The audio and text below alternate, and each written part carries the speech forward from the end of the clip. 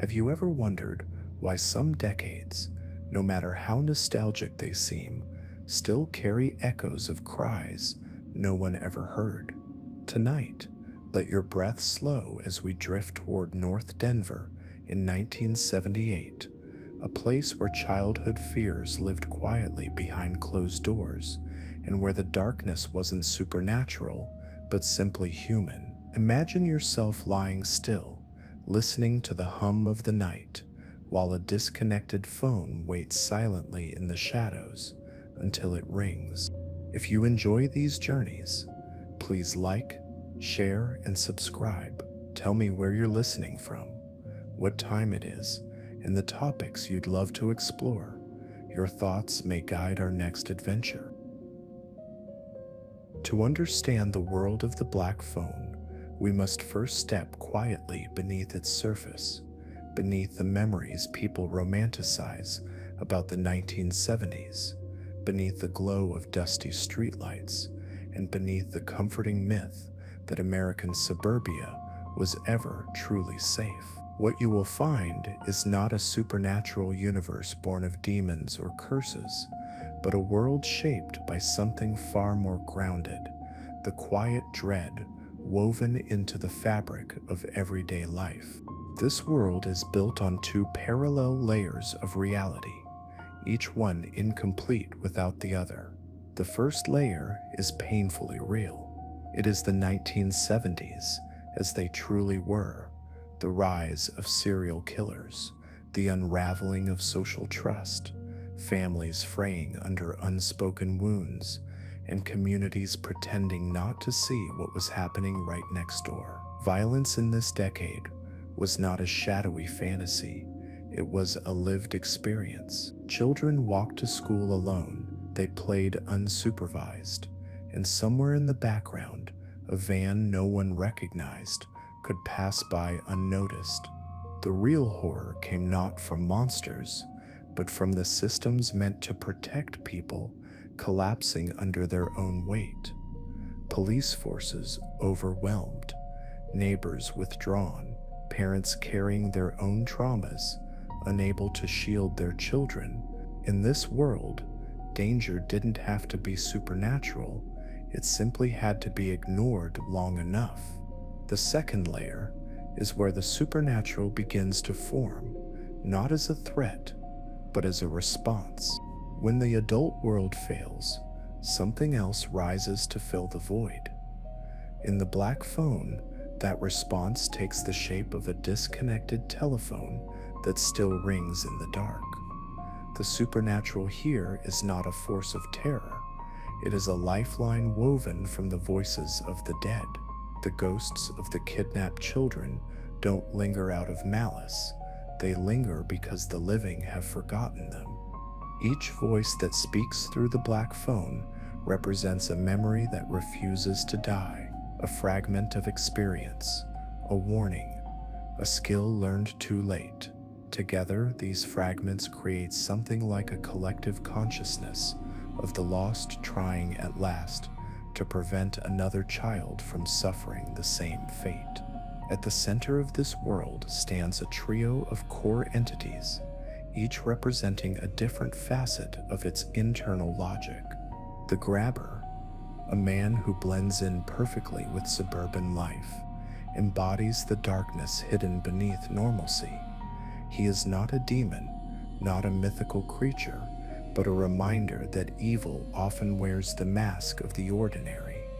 The black phone acts as both relic and conduit, bridging worlds not for spectacle, but for survival. It does not predict the future or summon the unknown. It simply carries the memories of those who had no chance to speak. And Gwen Shaw, with her unexplainable dreams, becomes the spiritual thread tying these layers together. Her visions are not prophecy, they are echoes, inherited from a lineage of trauma that refuses to stay silent. Through these elements emerges the core philosophy of the black phone universe. When adults fail to protect their children, the supernatural rises not to harm them, but to bridge the gap. Victims do not save themselves. They save one another across time through memory. And the violence in the home and the violence in the neighborhood are not separate shadows, but reflections of the same darkness beating beneath the surface. There are towns that don't change, towns that feel as though someone pressed pause on the world decades ago and simply never pressed play again. North Denver in 1978 is one of them, a place suspended in a kind of quiet stasis where time drifts rather than moves, and where every street corner seems to hold a memory that no one talks about anymore. At first glance, everything appears ordinary. The streets are narrow, coated with a soft layer of dust that settles the way forgotten thoughts do, lightly but permanently. Wooden houses stretch in long faded rows, their peeling paint clinging to a warmth that has long since drained away. They stand like tired witnesses, keeping their secrets in the way only old buildings can silently, patiently, without asking to be understood. When night falls, the town changes, though no one would admit it.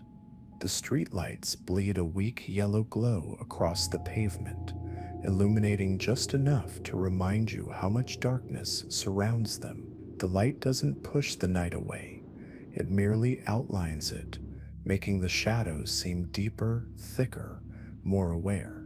The air turns dry and slightly cold, the kind of chill that whispers of something looming behind the quiet. Nothing overt, nothing dramatic, just a subtle tension, like a breath held too long. During the day, North Denver pretends to be perfectly harmless. Children toss baseballs back and forth in small cracked fields. Bicycles lean against fences. Neighbors greet each other with practiced smiles, the kind that belong to people who rely on politeness to keep difficult truths at a distance. On the surface, it's a portrait of suburban calm, the kind of community where doors are left unlocked, where people trust too easily, and where danger feels like something that only exists on the evening news.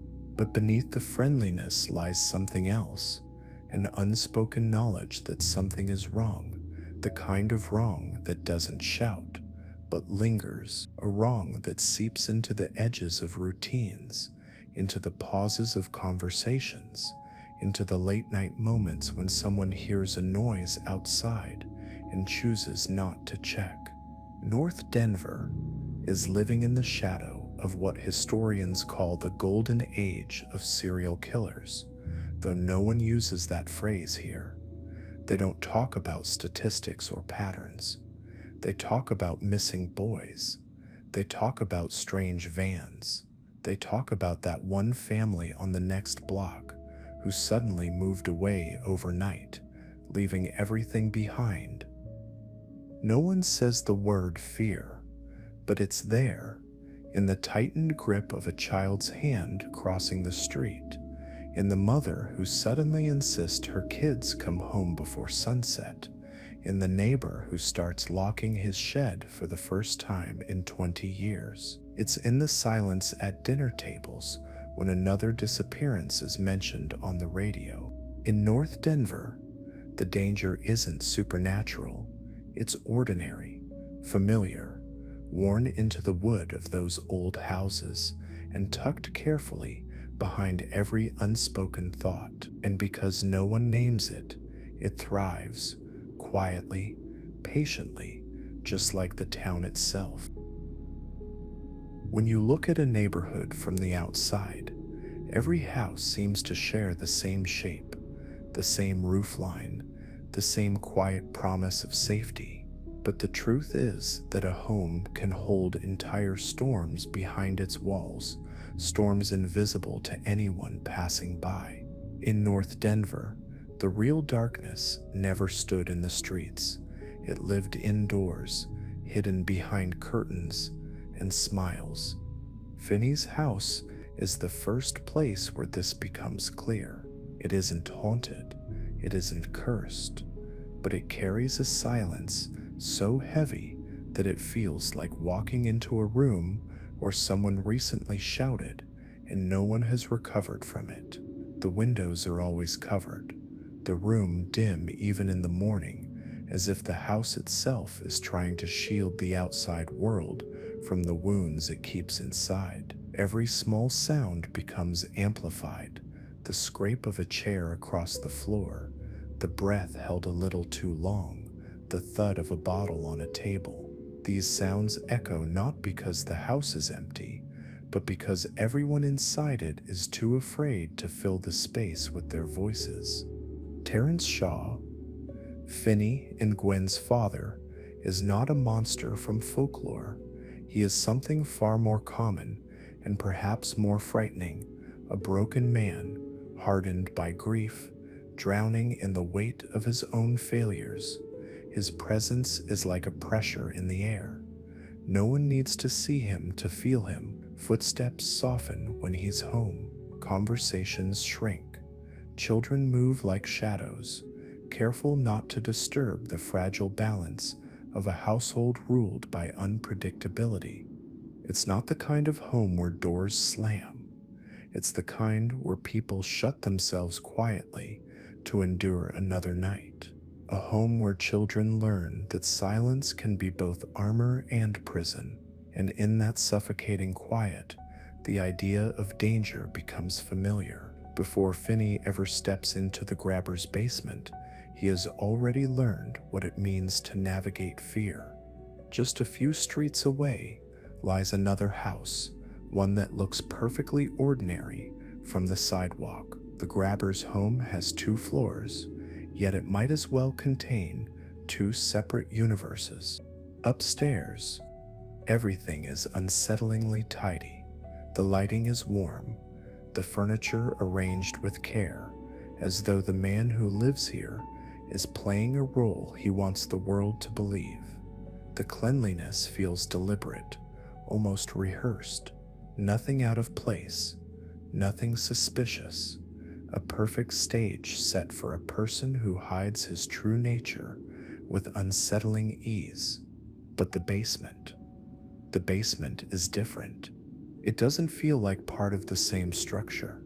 It feels like a pocket of space cut away from the rest of life. White walls bare of decoration, a single mattress, concrete floors that hold no warmth, no windows, no clock, no shifting sunlight to mark the passage of time. It is a room designed to erase context, to strip a person down to fear and instinct. A room where sound doesn't echo but disappears, swallowed by a silence that feels unnatural. The contrast between the 2 houses, Finney's quiet suffering and the grabber's staged normalcy, forms the backbone of the Black Phone's world. Suburbia presents its most polished face to the street, but inside its homes, vastly different realities churn beneath the surface. Every house keeps secrets. Some are survivable, others are not. And in this world, the brightest porch lights often hide the darkest rooms. Some spaces do not simply exist, they wait. The grabber's basement is one of those places, a room that feels less like part of a house and more like a separate universe carved into the earth.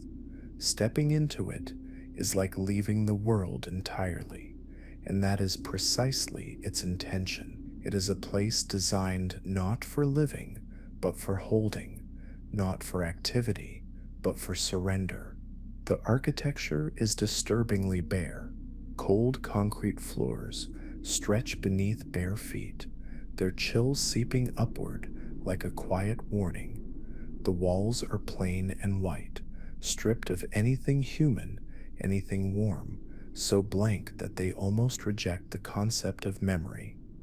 A single thin mattress lies on the floor, flattened into resignation by those who came before. Scratches line the paint, small but desperate, the kind of marks left behind by hands that no longer had hope, but still tried to leave proof they had existed. The room is locked, sealed, almost hermetically still. It is minimalism taken to an inhuman extreme, a cage so plain that the absence of detail becomes its own form of terror. Everything here serves one purpose: to erase identity, to turn a child into a quiet shape in the dark. There are no windows, no cracks for sunlight to slip through, no shifting glow to tell morning from evening. Time does not flow down here. It folds, compresses, becomes something thick and shapeless. Minutes stretch, hours vanish. What remains is a kind of suspended existence where each breath feels too loud, too present, as if the room itself resents the intrusion of life. Sound behaves strangely as well. It does not echo, does not travel, does not return. Instead, it is swallowed, absorbed by the space, as though the walls have learned to keep secrets. A voice raised here would die within inches. A cry would dissolve before reaching the ceiling. Silence isn't just the default state, it is the ruling law of this place. And yet, for all its emptiness, the basement is not alone. This is where the black phone hangs on the wall, disconnected and impossibly alive. The cord has been severed, yet the handset trembles with unseen intention. When it rings, it does not sound like a phone. It sounds like something remembering, like something insisting on being heard. Each ring is a pulse of the past, a vibration of unfinished stories pushing through the boundary between worlds. The phone is a vessel, a tether that anchors the voices of the children who died here. When Finney lifts it, he doesn't just hear them, he steps into their memory. Each call is a layer, a fragment of experience, preserved not in emotion, but in survival instinct. And the basement becomes a crossroads, where the living and the dead share the same breath. The scratches on the wall, the numbers half carved, the dirt piled in small, trembling mounds, all of these remnants form a crude, ghostly map. Not a map to escape, but a map of the suffering that came before. A reminder that Finney is not the first, but possibly the last. This basement is not merely a room, it is the spiritual core of the Black Phone's world, a place where human cruelty meets spectral resilience, a place where fear becomes memory, and memory becomes a lifeline. And in its suffocating stillness, the past refuses to stay silent. In the 1970s, people often said, kids are just kids. There is a particular kind of childhood that grows in the cracks of a town like North Denver. On the surface, it looks ordinary: kids riding their bikes, shouting across dusty fields, kicking balls against the fence.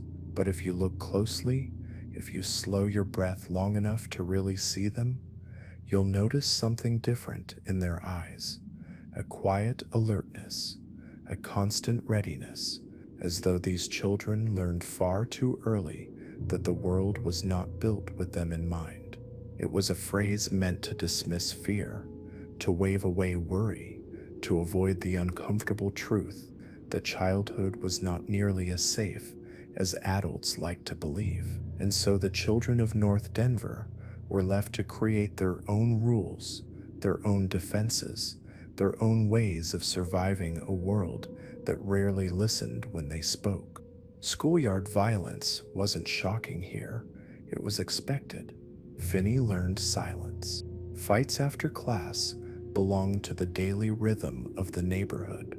A shove, a bruise, a split lip. These were not emergencies, they were lessons. Lessons about where you stood, about who you could trust, about how much weakness you could afford to show. When a stronger kid cornered a weaker one, teachers rarely intervened. It was simply kids being kids, and so the cycle spun on, carving different paths into each child. Robin learned resistance, silence as shield, silence as camouflage. He became the kid who ducked his head, who swallowed his voice, who hoped to pass through the world unnoticed. His quiet wasn't shyness, it was strategy, formed from years of knowing that speaking up rarely changed anything. With no one to defend him, he became his own guardian, fists, grit, and grit again. The world taught him that strength was currency, and he spent it generously to protect those who couldn't fight for themselves. In a different town, he might have been a hero. Here he was simply another kid, trying not to disappear. Others learned avoidance. And then there was the loneliness, thick as the Colorado dust. They memorized the schedules of older bullies. They recognized the sound of unfamiliar vans. They took alternate routes home, moving like small animals born into a landscape of predators. These children were not paranoid. They were perceptive. They had to be. It meant preparedness. It wasn't the loneliness of being alone. It was the loneliness of realizing that the adults around them were too preoccupied, too damaged, or too weary to notice the danger lurking in their streets. Every disappearance carved another hollow space inside them, filling their days with the quiet dread that someone they knew might be next. This hating in this town, childhood did not mean innocence. It meant understanding, far too soon, that if something terrible happened, the chances of an adult arriving in time were slim. It meant vigilance. These were the forgotten children of suburbia, left to navigate the labyrinth on their own, building their identities out of fear, instinct, and whatever fragments of bravery they could gather along the way. If the children of North Denver learned to navigate danger through instinct, the adults learned to survive by looking away. Their world was quieter, heavier, shaped by burdens they carried from their own pasts, burdens that left them too tired, too fractured to see the shadows creeping across their town. In the Black Phone's universe, the adults are not villains. They are the architects of an empty space where evil found room to grow. Terrence Shaw is the clearest example of this inheritance of hurt. He is not a monster, though he often behaves like one. His anger comes not from cruelty, but from wounds left untreated, old grief, old losses, old failures that hardened inside him until they warped the way he loved. His voice fills the house like a storm, sharp and unpredictable. His children learn to step lightly, to lower their voices, to avoid the spark that might set him off. He does not strike because he hates. He strikes because he does not know another language. In the silence that follows his outbursts, the house feels suffocated by the weight of everything he cannot articulate. Terrence is the tragic shape of a man who was never taught how to break the cycle, and so he repeats it. Beyond the Shaw household, most parents in North Denver aren't violent, just exhausted. Many work long hours, sleep too little, and move through life with the dazed heaviness of people who have surrendered their own dreams just to get by. They come home to rooms they barely have the energy to inhabit, and their children slip through the cracks, not because they are unloved, but because the adults are simply too worn down to notice the danger forming at the edges of their routines. Then there are the police and the civic systems meant to keep the community safe. In theory, they are protectors. In practice, they are unprepared. They rely on procedure instead of intuition, on reports instead of people. When a child goes missing, they follow a checklist, slowly, mechanically, while hours pass and opportunities vanish. Gwen's dreams, strange and vivid, should have been a clue. Instead, they dismissed her with a patronizing smile, the way adults dismiss anything that does not fit neatly into their worldview. Their greatest flaw is belief. Belief that suburbia is safe, that this kind of thing doesn't happen here. It is a comforting lie, and they cling to it even as the evidence piles at their doorstep. The neighbors fare no better. They hear strange noises. They notice the missing kids. They see odd behavior from the house on the corner, but saying it aloud would make it real, and real danger is harder to ignore. So they stay quiet. The silence of a community is sometimes more dangerous than the presence of a predator. And so, without meaning to, the adults create the perfect habitat for something like the grabber. Not through malice, but neglect. Not through hatred, but fatigue. In the world of the black phone, the monster thrives not because adults are evil, but because they are absent. It is in the space between their responsibilities and their blind spots that the true horror takes root, growing quietly, comfortably, in the shadow of everything they failed to see. There is a quiet truth beneath the world of the black phone. The dead do not linger out of vengeance, nor to haunt the living. They linger because no one else remained to carry their stories. The spirits of North Denver's lost children form a kind of invisible community, one that exists not in the streets or homes above, but in the faint vibration of a phone that should not ring. They are not ghosts in the traditional sense. They are memories that refuse to die, instincts frozen in time, fragments of children who never had the chance to grow up. When Finney lifts the receiver, he is not speaking to apparitions.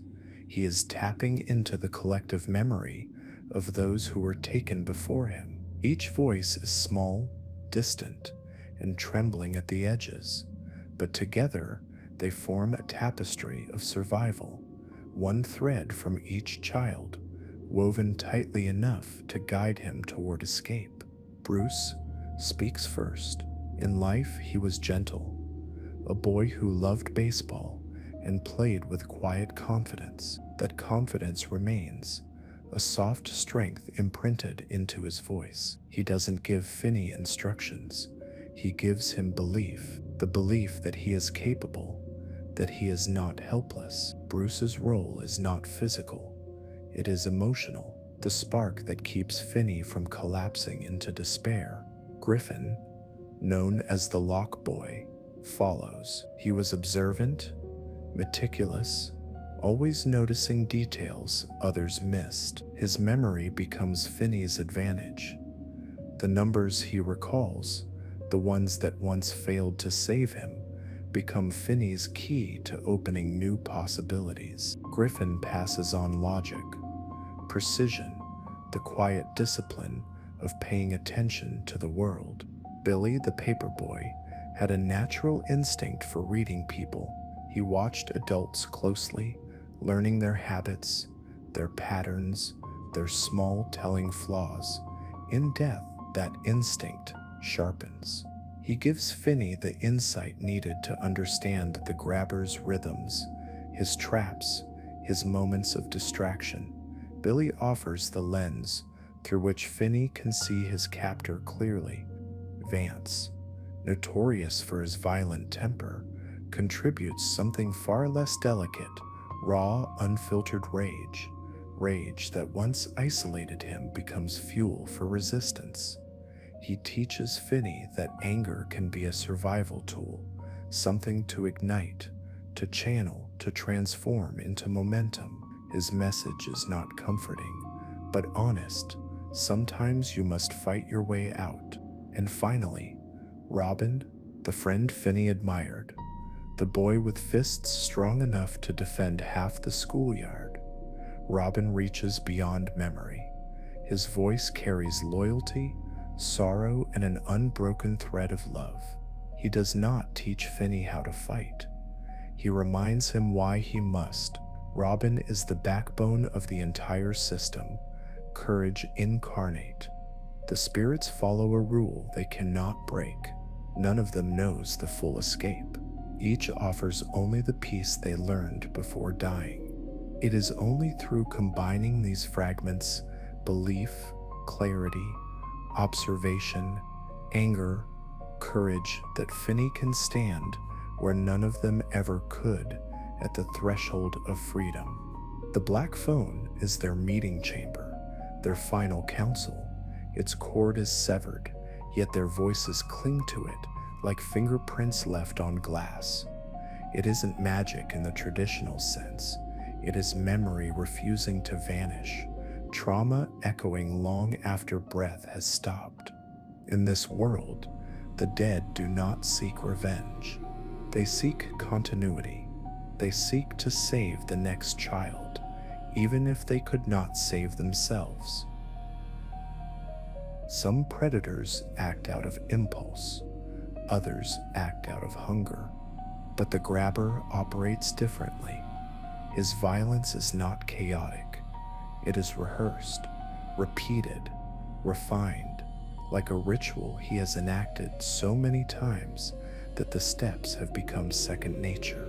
In the world of the Black Phone, this ritual is one of the most chilling truths, not because it is extraordinary, but because it is practiced with the familiarity of habit. The grabber never improvises. He follows a three-stage structure so consistent that it might as well be carved into his identity. Every abduction begins the same way, a harmless encounter staged with disarming precision. He drops groceries, stumbles theatrically, lets objects spill across the pavement. His voice is soft, almost embarrassed, as though he's as startled by the accident as the child standing in front of him. It is an act crafted for suburbia's greatest flaw, trust. In the 1970s, children were raised to believe that adults were safe by default. A clumsy neighbor, a man with balloons, a person who just needs a hand. These are not threats in the suburban imagination. They are everyday faces of ordinary life. The grabber uses this assumption as the first key to his ritual. The second step is isolation. Once the child is inside his home, the world above loses its shape. The basement, cold, bare, silent, strips away the concept of time. No windows, no clocks, no shifting shadows. The space becomes a vacuum, designed to unravel the mind of anyone inside it. Children trapped there do not simply lose hope. They lose their sense of narration, as though their lives have paused and been placed on hold.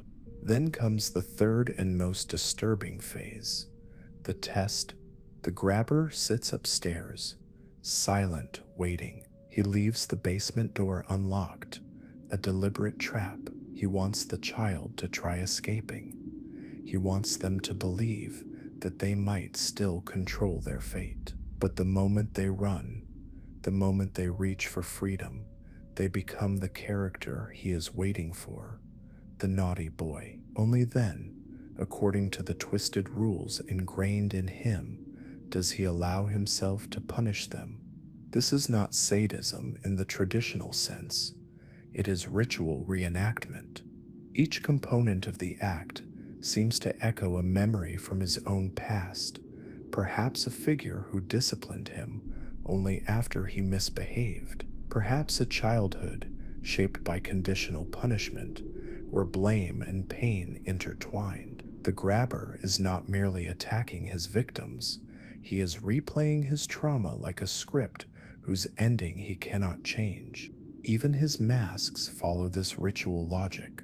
They are not expressions of emotion, they are assigned roles. The mouthless mask representing absolute dominance, the smiling mask the false approval he wants the child to see, the angry mask, the permission structure for cruelty. He wears these pieces like an actor switching personas, not because he feels these emotions, but because the ritual demands the performance. The horror of the grabber lies not in his unpredictability, but in his consistency.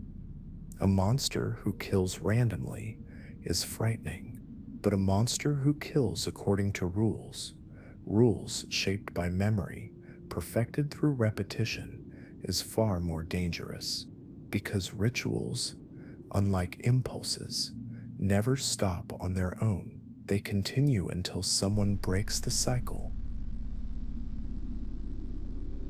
In most stories, a ringing phone is a simple thing, a device that connects one living person to another. But the black phone is not a device for communication. It is a vessel, a gathering point, a place where the voices of the lost converge. It does not exist to frighten Finney. It exists to preserve what the world above has forgotten. Though its cord has been cut, the phone vibrates with a pulse that feels older than electricity. It rings only when a spirit needs to speak, and never before. There is no pattern to its timing, only necessity. The sound is imperfect, trembling at the edges, as if the voices traveling through it must push through thick layers of memory to reach the surface. Sometimes the words fracture. Sometimes a sentence fades halfway through. Each message arrives worn down by fear, by time, by the final moments of a child's life. The black phone does not provide clarity, it provides fragments. Each spirit remembers only the last sliver of experience before their death, just enough to offer Finney a piece of the map, but never the whole thing. None of them understand the full layout of the basement. None of them know the grabber's shifting moods, his upstairs routine, or his evolving traps. They know only what they learned too late. And because of that, each message is both a warning and a confession. There are strict limits to this system, boundaries that no spirit can cross. They cannot leave the basement. Their presence is tied to the place where they died, as if their final breath anchored them to the concrete. They cannot move through walls, cannot rise into the world where sunlight still exists, cannot watch over their families or change the outcomes above. They are contained, preserved, and held in the same silence that swallowed them. Even among themselves, they remain isolated. They do not communicate with one another. They do not share their knowledge directly.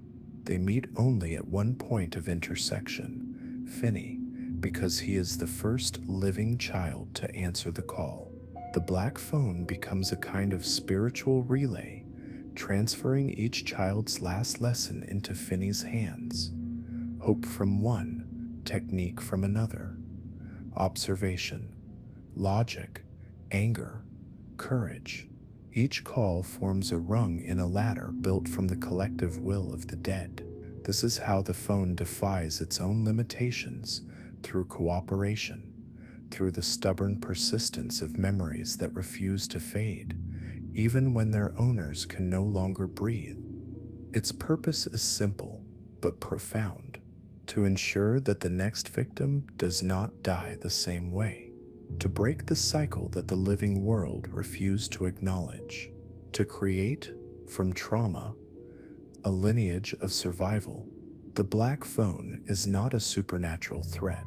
It is a spiritual engine, quiet, persistent, and determined, formed because the adult world failed to protect its children. Where the living turned their backs, the dead leaned forward. Where the community fell silent, the phone began to ring. In North Denver, the disappearances form a pattern that no one wants to acknowledge. A child vanishes. Whispers spread through the neighborhood. Parents pull their kids closer for a few nights, and then slowly, quietly, the world resumes its routines. The fear never truly fades, but it settles, the way dust settles over old memories, until the next child goes missing, and then the next. Each disappearance marks the beginning of a cycle the community feels but refuses to face. For the victims, however, the cycle is not abstract. It is lived. It is endured. And in the basement, it repeats with dreadful precision. Every child dragged into that underground room becomes part of a sequence, a chain of suffering that stretches back further than anyone above ground realizes. But unlike traditional hauntings, the victims do not become lost souls wandering aimlessly. Instead, they become guides. Their final moments harden into lessons, and those lessons fuse into the system that defines the Black Phone's supernatural logic. A victim never disappears completely. They leave behind a trace, a memory sharpened by terror, a realization made too late, a fragment of strategy that might help someone else. Each spirit holds only one piece of the puzzle, one insight from the narrow window between hope and death. A number scratched into the floor, a warning about a trap, a method that almost worked. This is what they pass on to the next child. A map made of ghosts, a cartography of survival drawn from pain. The cycle continues because each child alone is incomplete. No one learns enough in time to escape. No one survives long enough to put together the entire plan. The grabber counts on this. His ritual depends on the fragmentation of knowledge, on the belief that hopelessness will always win before understanding does. But the cycle can end, and it ends only one way, with a survivor.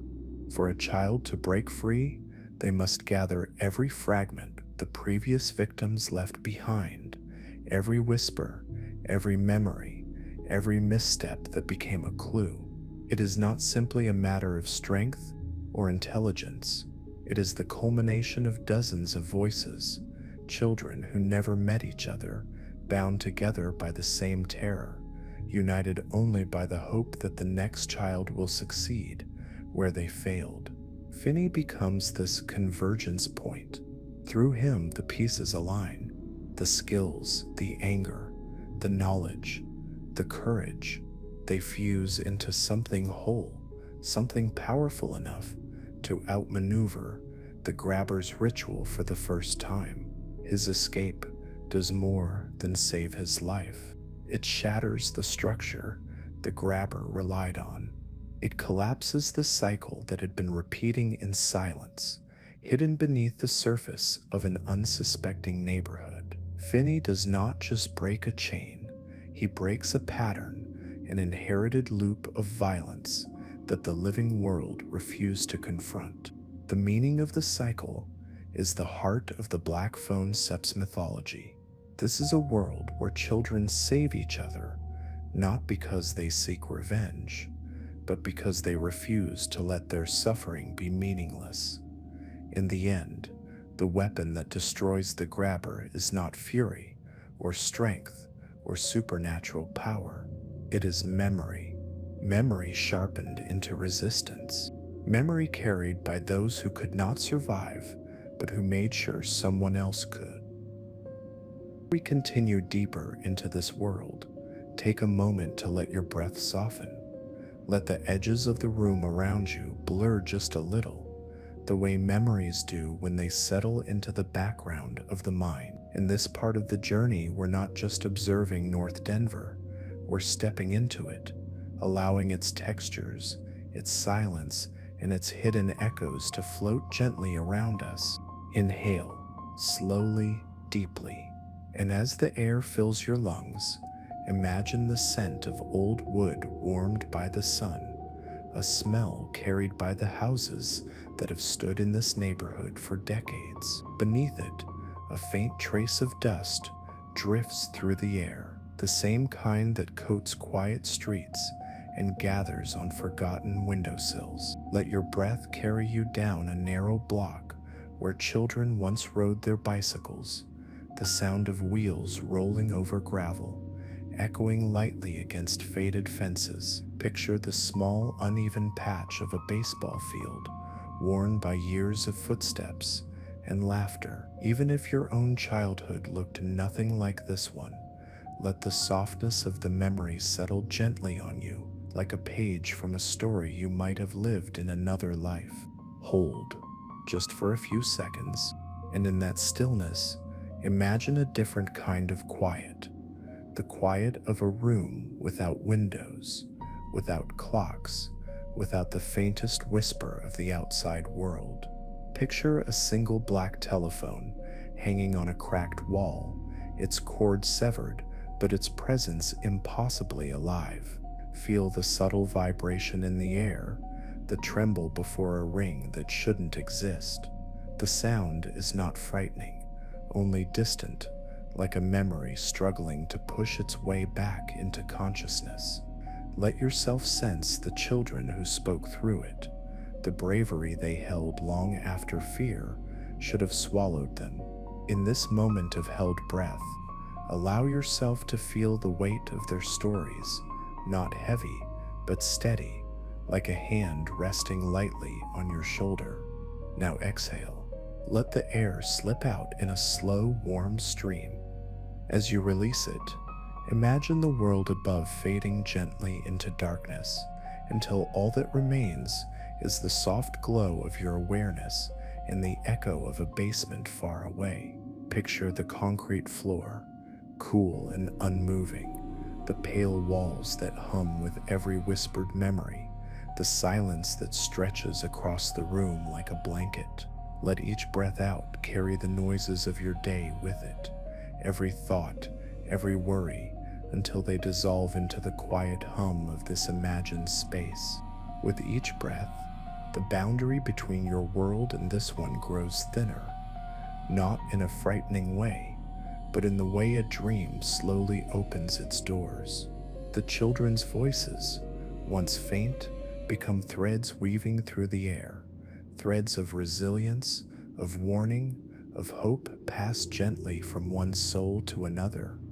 Their courage becomes a kind of rhythm beneath your breathing, steady and patient, supporting you the way they supported Finney. And as you rest in this soft darkness, remember, this world is not here to frighten you.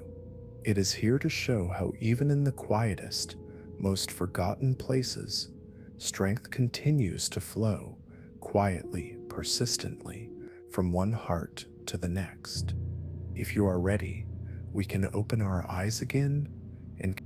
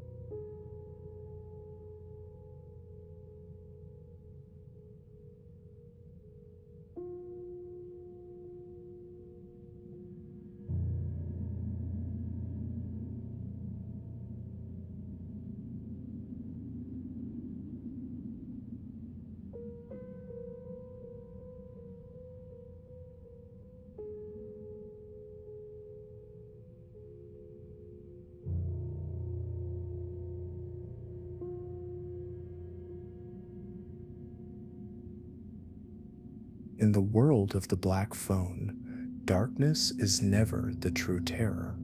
What haunts these streets is the silence of the adults who should have stood guard, the quiet that allowed shadows to grow unnoticed. Yet, even here, hope rises, not from authority, but from the smallest voices, the children no one protected, who still found the strength to guide one another home. Thank you for stepping into North Denver, 1978, where the supernatural is only the echo of forgotten memories. And if you still hear the faint ring of a black telephone, it may just be childhood fear searching for someone finally willing to listen.